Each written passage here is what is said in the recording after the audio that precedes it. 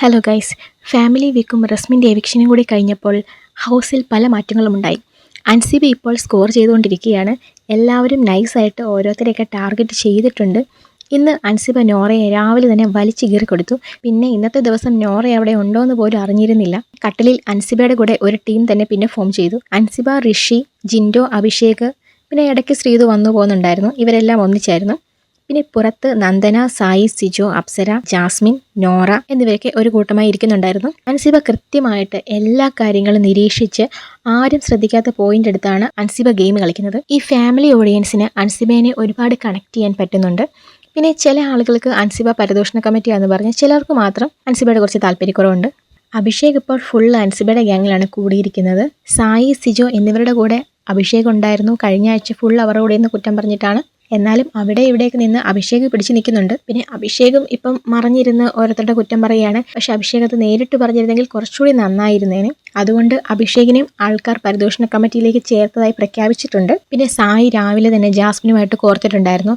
അതിൻ്റെ ഭാഗമായി തന്നെ അതിൻ്റെ ഗെയിമാണ് എന്ന് പറഞ്ഞൊരു വാക്കിൽ സിജോയും കുറച്ച് തകർന്നെന്ന് തോന്നുന്നു. കാരണം സിജോയും സായിയാണല്ലോ വലിയ പ്ലാനൊക്കെ ഇട്ടുകൊണ്ടിരുന്നത്. ഇനിയിപ്പം സായിയും സിജോയും തമ്മിൽ പറഞ്ഞ കാര്യങ്ങളൊക്കെ ഇനിയിപ്പം ഇവനെ വിശ്വസിച്ച് പറയാൻ പറ്റുമോ, ഇതിവൻ പുറത്ത് മറ്റു രീതിയിൽ പറയില്ലേ എന്നൊക്കെ സിജോ വിചാരിച്ചിട്ടുണ്ടാവും. പക്ഷേ നന്ദനെ മുൻനിർത്തി സിജോ ഒരു കളി കളിക്കുന്നുണ്ട്. കാരണം സിജോ ടാർഗറ്റ് ചെയ്യുന്ന പലരെയും ചിലപ്പം നന്ദനയ്ക്ക് ടാർഗറ്റ് ചെയ്ത് വേഗത്തിൽ കീഴ്പ്പെടുത്താൻ പറ്റുമായിരിക്കും. അത് സിജോ ആ വഴിക്കൊന്ന് നന്ദനെ വിട്ട് ട്രൈ ചെയ്യുന്നുണ്ട്. പെങ്ങളൂട്ടിയാണെന്നൊക്കെ പറഞ്ഞെങ്കിലും പണപ്പെട്ടിയുടെ കാര്യം വന്നപ്പോൾ കാലി മാറിയത് കണ്ടില്ലേ.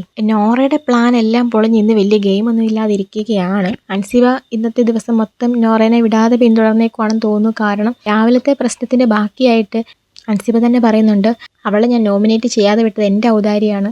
സാധാരണ നോറ നോമിനേറ്റ് ചെയ്യുന്ന ആവശ്യങ്ങളിൽ നോറ ഭയങ്കരമായിട്ട് ഇളക്കി മറിക്കാറുണ്ട്. അല്ലാത്ത സമയങ്ങളിൽ നോറ അവിടെ ഉണ്ടെന്ന് പോലും കാണത്തില്ല. കാരണം നോറ സേഫ് ആണല്ലോ. എല്ലാവരും അങ്ങോട്ടും ഇങ്ങോട്ടൊക്കെ ഓരോ അത്യാവശ്യം ഒരു 5-8 പേര് ടാർഗറ്റ് വെച്ച് പോവുകയാണെങ്കിൽ ഉറപ്പായിട്ടും ബാക്കിയുള്ളവരും കൊണ്ട് എക്സ്പോസ് ആവും. എന്തായാലും ഇങ്ങനെ ഒരു ഗെയിം വന്നിട്ടുണ്ടെങ്കിൽ ബാക്കി ആളുകൾ സമ്മർദ്ദത്തിലാവും. കൂടുതൽ ടാസ്ക് കൊടുക്കുന്നതോടെ അവരുടെ കളികൾ കൂടുതൽ പുറത്ത് കൊണ്ടുവരാൻ സാധിക്കും. എന്തായാലും വെറുതെ ഒന്നും ചെയ്യാതിരിക്കുന്നവർ പുറത്ത് പോട്ടെ. ഗെയിം കളിക്കുന്നവർ നന്നായിട്ട് ഗെയിം കളിച്ച് കുറച്ച് ദിവസമെങ്കിലും നല്ല രീതിയിൽ ഗെയിം കളിച്ച് കപ്പടിക്കട്ടെ എന്ന് നമുക്ക് ആശംസിക്കാം.